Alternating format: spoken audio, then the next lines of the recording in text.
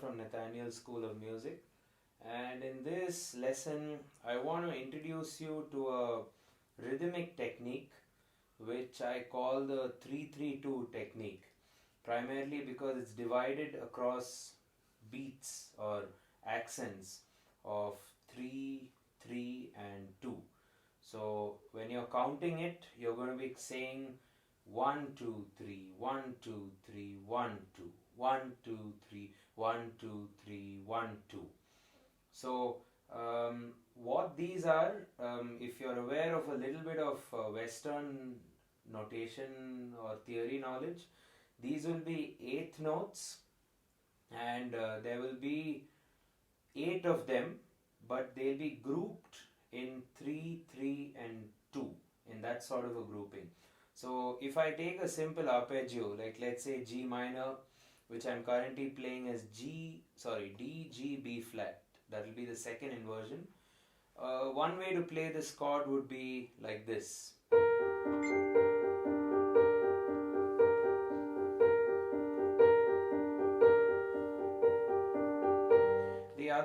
The other stuff we can do is maybe start from another point. But this is all sounding like an accent of 4 or 1, 1, 2, 3, 4, 1, 2, 3, 4, 1, 2, 3, 4, 1, 2, 3, 4, 1, 2, 3, 4, which is nice, but I don't think it's that groovy. So to make it a bit more exciting rhythmically, you could take the same notes and break it up in 3, 3 and 2. So I'm going to teach you 3 ways in which I break this up. But for the moment, an arpeggio pattern like this will then sound like this.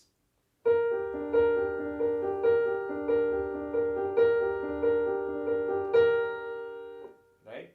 So let's see how this is done. So the first thing you'd want to do is probably observe a chart which we now have on your screen, which is basically 8 notes, and I have gone ahead and ticked each beat which you have to follow. So let me just clap this with you as you see the picture on the screen. So 1 and 2 and 3 and 4 and 1 and 2 and 3 and 4 and. So that's one way to say it. The other way to say it is 1, 2, 3, 1, 2, 3, 1, 2. But I'd recommend to use the ands, because the ands give you an idea of the beat being off as opposed to the beat being on, which is your 1, 2, 3, 4. So on a piano, what you could also do is keep the pulse running, probably with your left hand like this. 1, 2, 3, 4. You could say it with me. 1, 2, 3, 4. 1, 2. You could even do it slower if you wish. 1, 2, 3, 4. And in the right hand, what you're trying to do is to achieve the hits, which are at the 1 and 2 and 3 and 4 and. So the left hand and the right hand are merging at 1, 4, and they sort of disperse at the 2.5 mark, where the right hand hits at 2.5 and the left hand is only hitting on the on beats. 1 and 2 and 3 and 4 and 1 and 2 and 3 and 4 and 1, 2, 3, 1, 2, 3, 1, 2, 1, 2, 3, 1, 2, 3, 1, 2. Right? You could even use some Indian phrases or Konukol phrases. You can do takkita, takkita, takka, takkita, takkita, takka. If you're not aware of this, there's no problem. You can always say 1, 2, 3, 1, 2, 3, 1, 2, or you can do 1 and 2 and 3 and 4 and. So you need to get that here in your right hand, and your left hand obviously needs to do the pulse, because the piano is a two-handed instrument. It's sort of like a drum kit. You have to play different stuff in 2 hands, and that's where the fun is, right? So I'm going to take a simple pattern. I'm going to take G minor, E flat major, B flat major, and then F major. It's sort of like a very popular chord progression, right?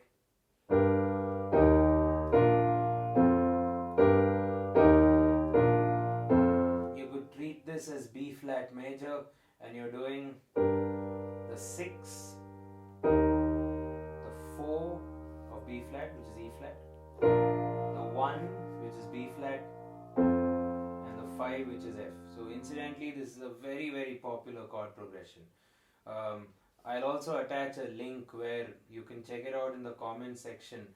There are these guys who do a cover where it's a medley of a bunch of songs which use this exact same chord progression. So you should definitely check that out.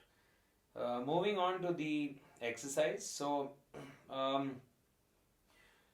is this used on the piano and generally in music? The first way I found it's used in music is as single hits. So you take the chords which you have to play. In this case, I've given you 6, 4, 1, 5, but in theory you can play anything. So if I go 1 and 2 and 3 and 4 and 1 and 2 and 3 and 4 and 1 and 2. Right? So let me start off by playing you just the chord roots in the left hand. On the one or the downbeat of every bar.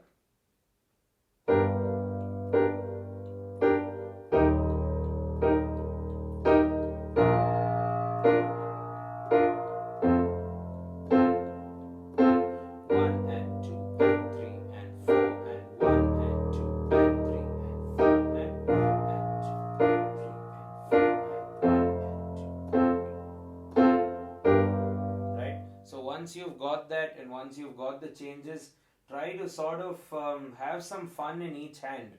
The first thing I do in the left hand is to try to get the pulse.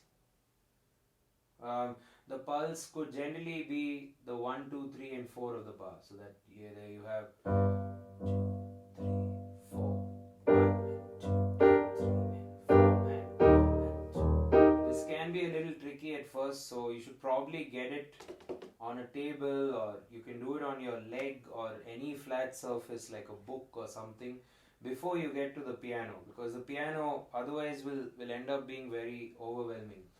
So you can go, once you do get it on a surface like this, you can then move over to the piano and do your chord progression. Perhaps start with one chord,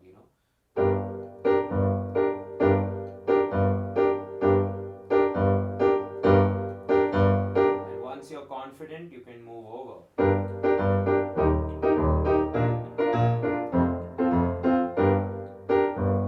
And always when you're learning this, try to play it at a counting rate. In other words, in a rate such that you can understand the music.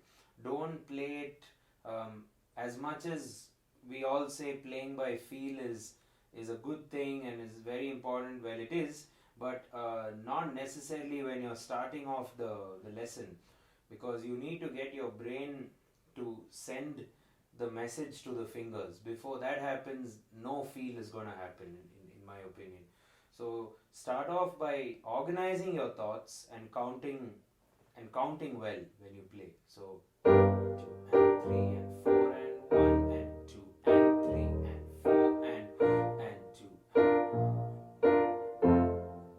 And slowly you get the concept, you get it going through your body, and you can do it at a normal, pop tempo.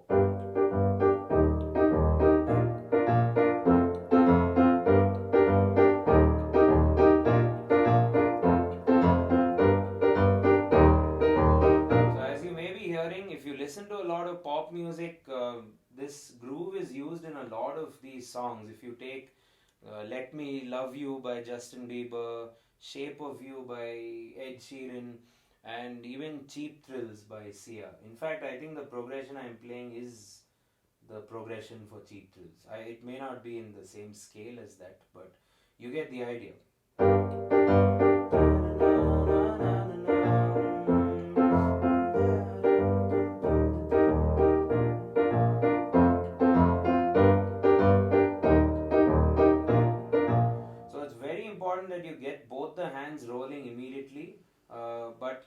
nevertheless, if you have a problem with counting, you can try only the right hand. 1 and 2 and 3 and 4 and 1 and 2 and 3 and 4. Right? Another thing you could do is play with the right hand and try to improve the dynamics you create with it. So you can either play a chord really short or you can play it really long. Right? So you have these options. What I'm just going to do very quickly is just turn off the reverb on my keyboard so that you guys get a proper idea. Okay. Yeah, that's a rather shorter reverb tail. So this is like really short, or as we say, staccato, right?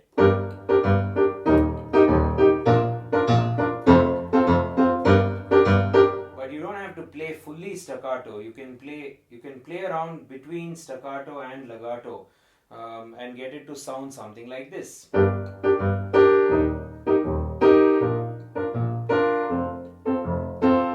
So the hit at 4, or the last chord hit, was a legato.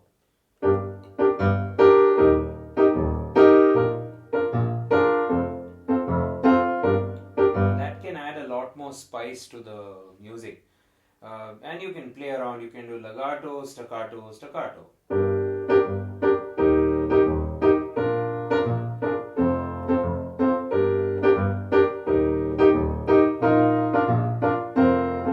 It's very important that you're able to do this, especially with the world of synthesizers and all that coming into the business, where these guys can just program stuff really quick and automate the sounds. The least you should be able to do on the piano is something like this.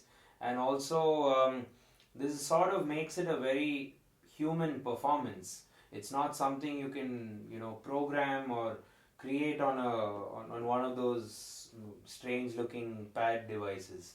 So you should definitely work on dynamics in the right hand, and also think of it as a theme. So you don't have to play soft all the time or loud all the time. You can build the volume and drop it, something like this.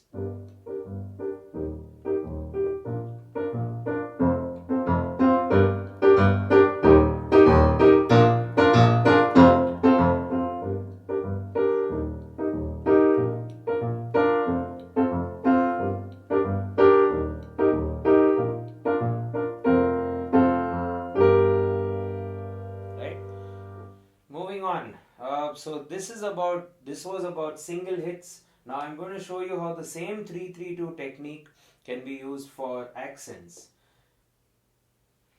So with an accent, what you're going to do is you're going to play all the eighth notes, but you're going to highlight on the accents or the same points, which are 1, 2, 3. So if I say it 1, 2, 3, 1, 2, 3, 1, 2. So every one is going to be played loudly. So if I play it without accenting,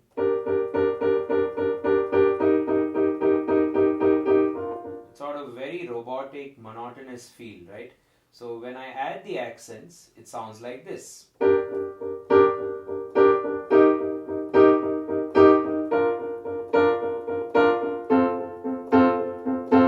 And please note, throughout the lesson, I've been using chord inversions all through, right? So if you're not sure of chord inversions yet, please watch my video series on chord inversions, which will also be linked.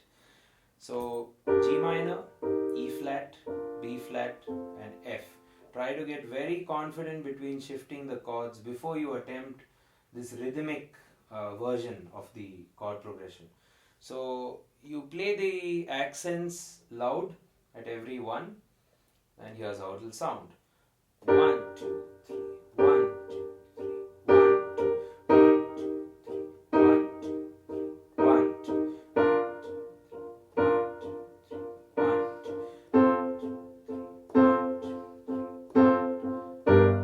2. And on the left hand, you have two options. You can probably copy those accents.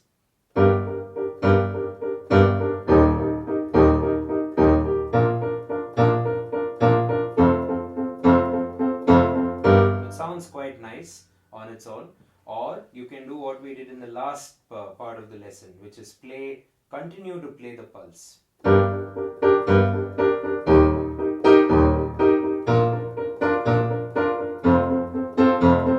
Actually, that was a slower pulse. You can do the normal one. But don't let the left hand confuse the right hand. Well, it will initially if you're not used to it, but you want to be able to feel the right hand and not really think too much about the left hand, because the left hand is the pulse maker. It's something you have to feel naturally. You should definitely put your focus and thought and your conscious brain into the right hand for sure.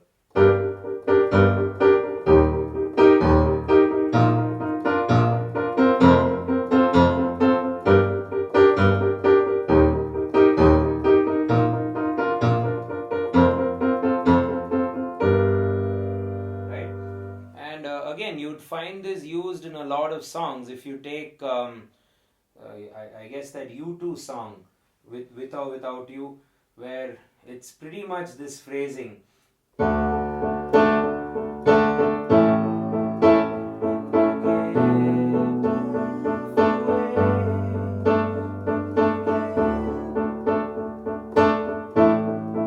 Right, or even Yellow by Coldplay.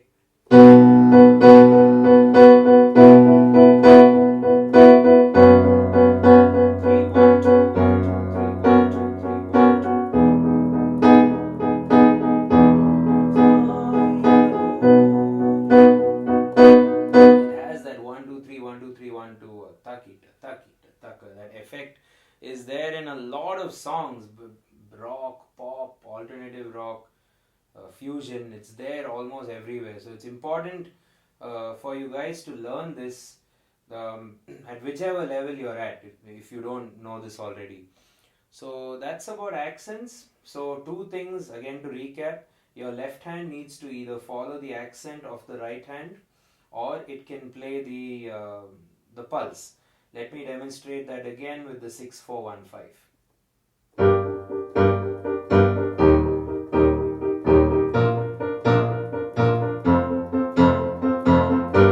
That was the accent, and now we do the pulse.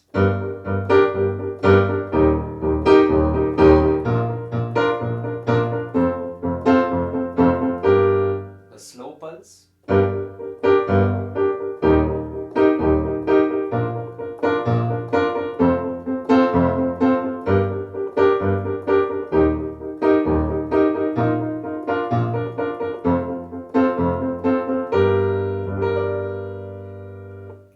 So we've covered single hits, we've covered accents, and now moving over to the last technique which I like the most. It's called arpeggios. So with the arpeggios, you can make it really creative by starting anywhere you wish, really. For now, I'm going to start from the top note of the chord and ensure that the note you are aiming at being the accent is always going to be on the one, or on the one beat of that bar. So you go. Okay, so let me count that with you. 1, 2, 3. 1, 2, 3. 1, 2. So when you do 1, 2, you can do there or that, because you have 3 notes and 2 beats, so you can play either one of those remaining notes. So 1, 2, 3, 1, 2, 3, 1, 2. And I kind of like sustaining the accent. It has a nice vibe to it, but you could decide. So with sustain,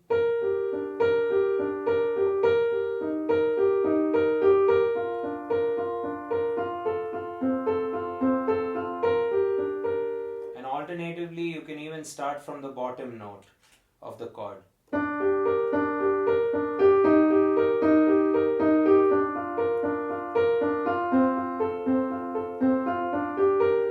Start from the middle note of the chord, which I have not heard in too many songs, but I don't see why you can't.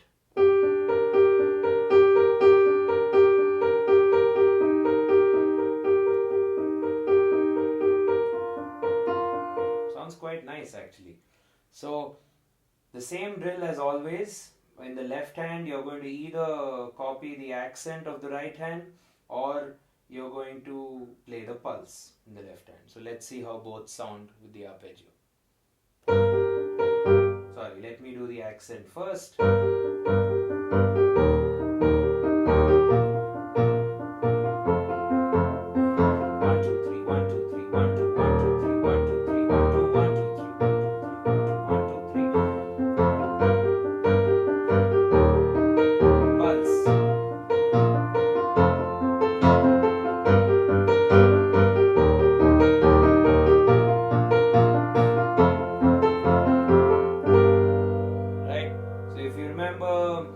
I'm sure you can all recognize this one, right?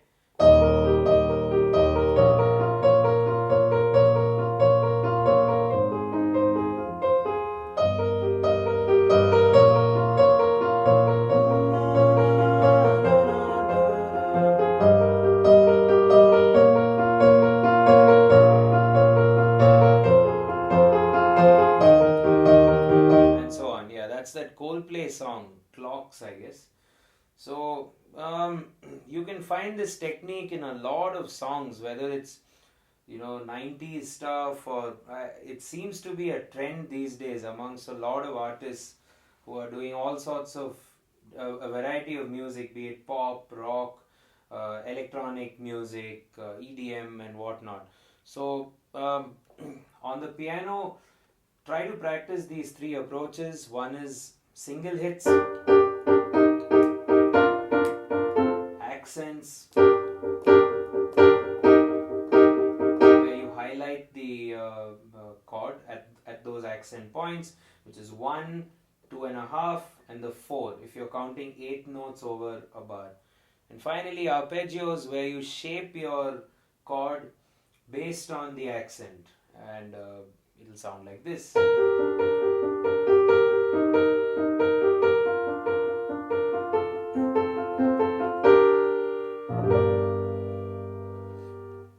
So that's about the lesson, and it's essentially 3-3-2.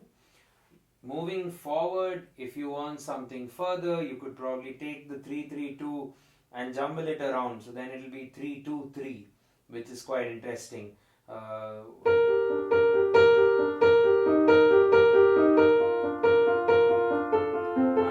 2, 3. I can't think of any song right now which uses that, but I'm sure there are quite a few.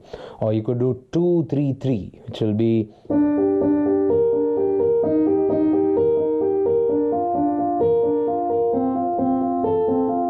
or maybe start from there, from the top.